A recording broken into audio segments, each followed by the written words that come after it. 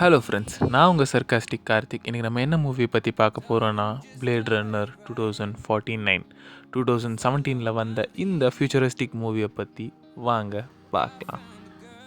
நம்ம literally me Ryan Gosling and Ana de Armas நடித்த இந்த மூவி ரொம்பவே இன்ட்ரெஸ்டிங்காக இருக்கும். அண்ட் ஒரு புது ஜேர்னர் நீங்கள் தேடிக்கிட்டு இருக்கீங்கன்னா இது உங்களுக்கு தான். ஸோ மறக்காமல் இதை செக் அவுட் பண்ணி பாருங்கள். வாங்க ரிவ்யூவோட போகலாம். 2049 நடக்கிற ஸ்டோரி. ஸோ இதில் ஃப்யூச்சரில் என்ன நடக்குதுன்னு தான் சொல்லியிருப்பாங்க.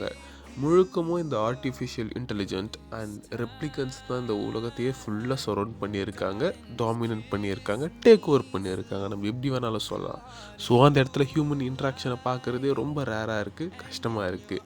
இதுக்கு நடுவில் தான் நம்ம ஹீரோன்னு ஒருத்தர் இருக்கார். ஐ மீன் லிட்ரலி ரயன் காஸ்லிங்.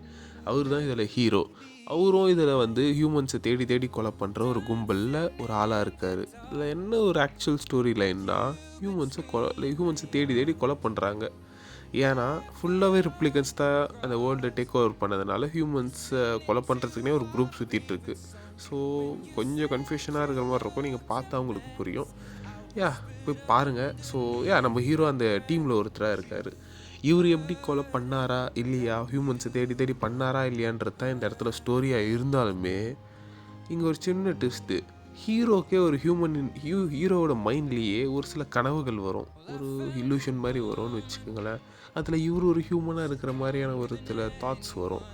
இப்போ என்ன ஒரு மேஜர் பிளாட் லைனாக இருக்குன்னா, இவர் ஹியூமனாக ரெப்ளிகண்ட்டாக இந்த பிளாட்டோடவே இந்த ஸ்டோரி நல்லா மூவ் ஆகும்.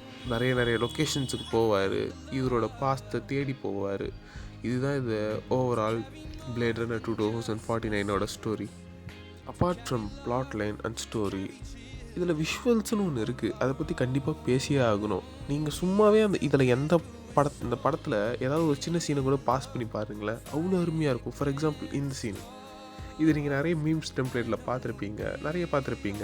அண்ட் இந்த சீன், ஸோ நல்லா செதுக்கியிருப்பாங்க. இதில் ஒரு விஷுவலுமே வாவ் அப்படின்ற மாதிரி தான் இருக்கும். லைக் அதுக்குன்னே இந்த படத்தை பார்க்கலாம். அண்ட் ஸ்டோரியும் நல்லாயிருக்கும்.